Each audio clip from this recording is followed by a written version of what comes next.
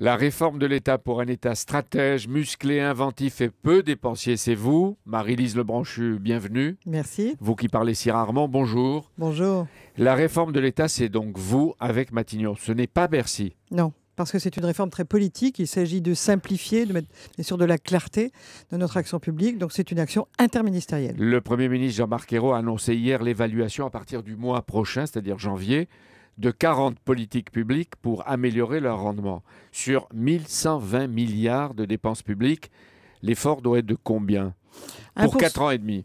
1% de la dépense publique, on doit pouvoir les faire. C'est notre objectif. Et pour le faire, il faut associer bien sûr nos fonctionnaires qui sont capables de proposer des améliorations. Mais il faut effectivement évaluer pour savoir quelle est la bonne dépense publique, celle qui génère à la fois bien sûr de la solidarité et de la compétitivité. Mais ça veut dire combien de milliards en 4 ans? Ça veut dire plus de 50 milliards en 4 ans. Mais on peut pas. Je n'ai pas envie de vous dire c'est tant tous les mois parce que justement la méthode prise est une méthode simple mais très précise et on ne lâchera pas. On évalue une politique et on améliore. C'est-à-dire ces audits de tous les ministères auront lieu, si j'ai bien lu, en 3 tranches, janvier, avril et juin, 6 à 10 mois d'audit parfois. Est-ce qu'il n'est pas possible d'aller beaucoup plus vite pour une efficacité plus rapide ?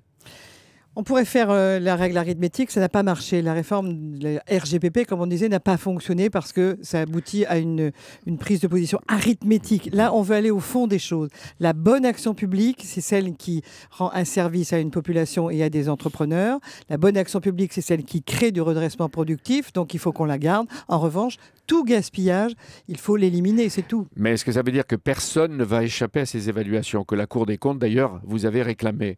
Et je vois que la CGT vous critique déjà, je les cite, critique votre logique austéritaire. C'est-à-dire qu'un gouvernement social-démocrate comme le vôtre, pressé par son aile gauche, est-ce qu'il peut aller jusqu'au bout de la réforme? C'est pas il peut, c'est il doit aller jusqu'au bout de la réforme. Et les fonctionnaires s'y retrouveront. Et d'ailleurs, on va les voir régulièrement sur cette évaluation des politiques publiques. Parce qu'un fonctionnaire qui, au fond, est chargé de mettre en œuvre une action publique qui n'est pas efficace, c'est un fonctionnaire aussi malheureux. Donc il faut faire avec eux. Parce qu'on ne fera pas sans eux, il faut faire avec les collectivités locales aussi, mais il faut aller au bout. Je vois que vous citez souvent les fonctionnaires. Dans Le Point, le président Hollande confirme lui-même les secteurs prioritaires qui doivent subir la toise. On va prendre quelques exemples. Les milliers d'aides aux entreprises chaque année représentent 85 milliards. Est-ce que le rabot peut passer? C'est pas il peut passer, c'est il doit passer. Alors c'est pas un rabot, parce que si vous annoncez les choses comme ça, tous les entrepreneurs vont reculer. Sur les 85 milliards, quelles sont les aides aux entreprises qui sont efficaces, qu'elles soient distribuées par l'État ou par les régions? Donc on les analyse et après il faut prendre des décisions. Et en plus, si on est au parfum, ça veut dire que ça doit se faire sans porter atteinte à la compétitivité. Au contraire, ça doit améliorer la compétitivité. Donc les secteurs d'innovation, d'exportation vont être encore plus aidés que les autres qui peut-être parfois ont des aides qui ne sont pas très utiles. Oui. Et là, il y a un peu d'argent à récupérer, si je comprends bien.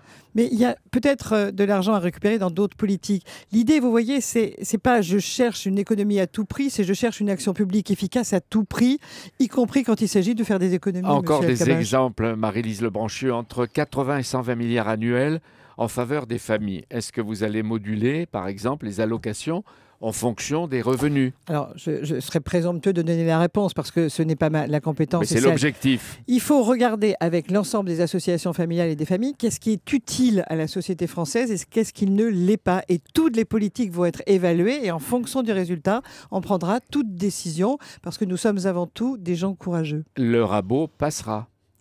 Vous êtes terrible parce que si vous dites à tout le monde le rabot va passer, tout le monde va rentrer dans la maison et fermer la porte. Il y a des abus. 41 milliards le coût annuel des politiques du logement. La formation professionnelle, près de 40 milliards. La formation professionnelle, justement, va en grande partie être transférée aux régions pour qu'il y ait un seul coordinateur et pour trouver des économies et de l'efficacité en même temps. Il faut conjuguer économie, efficacité. Si vous dites rabot sans dire efficacité, effectivement, notre pays ne sera pas en bonne position. Mais vous dites efficacité, mais vous n'excluez pas le rabot. Jamais. Voilà. Parce que je pense que l'efficacité, parfois, c'est une meilleure action publique. La finalité, Marie-Lise Lebranchu, c'est donc économiser, rendre plus efficace en supprimant les gaspillages, les bijoux, les fourrures, les cadeaux inutiles, mais c'est un travail himalayesque. C'est un grand travail parce que vous prenez, par exemple, il y a plein de commissions consultatives. Alors, elles ne coûtent pas très cher chacune, mais ça veut 600, j'ai noté 600. Ça veut dire qu'à chaque fois, vous avez voilà, un magistrat, un fonctionnaire qui passe la journée. Elle coûte très cher. Donc, il faut commencer par supprimer. On a fait des listes, on va en supprimer, expliquer pourquoi on les supprime. On va aussi supprimer des normes parce qu'il y a beaucoup de règlements qui ne sont plus utiles. Donc, on va essayer de rendre aussi la vie des citoyens comme des entrepreneurs plus facile parce qu'il y aura moins de normes. Mais quand il y aura une norme, elle sera une norme de protection du citoyen ou de l'entrepreneur. Et avec les sommes ainsi récupérées, qu'est-ce que vous avez prévu de couvrir comme dépenses et de financer comme dépenses? L'école, la formation, la jeunesse, c'est très important. La sécurisation des parcours professionnels avec les régions, tout le monde en parle, il faut le faire. Donc une amélioration à la fois du savoir, de la connaissance, de l'innovation et de la reconversion quand les gens sont au chômage. Ça, c'est une priorité. La plupart des secteurs que nous venons d'évoquer seront évalués dès janvier. Il y en aura d'autres en avril, en juin, etc. J'ai noté la politique de l'eau, les 15 milliards d'aides à l'outre-mer. Et vous ne auditerez pas le fonctionnement et les besoins des hôpitaux? Alors, sur les hôpitaux, je vais vous dire, aujourd'hui, Monsieur El-Kabach, les hôpitaux souffrent. Donc, je ne pense pas que c'est là qu'on fera les meilleures économies. En revanche, il faut qu'on soit plus efficace sur l'accueil des patients. Et en même temps, si on fait des économies sur certains hôpitaux, c'est possible, ou sur certaines cliniques, il faut aussi s'occuper de la médecine de proximité, parce que c'est parce que la médecine de proximité ne fonctionne pas que les hôpitaux sont engorgés. Mais vous ne m'avez pas dit tout à l'heure, vous ne m'avez pas répondu. Est-ce que vous allez moduler ou conditionner des allocations en fonction des revenus? Je vous ai dit que ce serait présomptueux de ma part de répondre, mais je pense que sur l'ensemble de la politique familiale, au moins moi je mettrai sur la table l'évaluation en accord avec Marisol Touraine, qui fera des propositions qui seront arbitrées politiquement. Vous n'excluez pas des décisions dans ce genre? On n'exclut rien. Mais je peux vous dire que hier, par exemple, question sur la table, le Premier ministre n'a pas tranché l'ouverture de cette recherche d'économie-là. Donc, je ne vais pas mettre la charrue avant les bœufs. D'accord, mais vous déciderez, vous prendrez des décisions. Nous sommes des gens courageux. Vous allez le montrer. Nous sommes des politiques qui voulons conjuguer la compétitivité et la solidarité. C'est le nouveau modèle français. On ne le fera pas si on n'est pas courageux, effectivement. Marie-Lise Lebranchu, la réforme de la décentralisation, c'est vous aussi. Vous allez la présenter en janvier. En janvier-février, Janvier-février, je pense que vous êtes prête. Mais déjà, elle ne plaît pas à tout le monde. Jean-Jacques Kéran, votre ami, président PS, enfin je suppose, président PS de Rhône-Alpes, vous a écrit pour vous dire les craintes de plusieurs présidents PS de 26 régions. Vous allez, dit-il, affaiblir les régions au profit des eurométropoles, c'est-à-dire Lyon, Lille, bientôt Marseille. Ça ne touche pas à ma région. Ça ne touche pas à moi, d'une manière générale. Mais Jean-Jacques Kéran, comme d'autres, ont été auditionnés, puisque moi j'ai reçu à nouveau le président des départements, des régions, des maires. On les a revus et vus encore hier soir.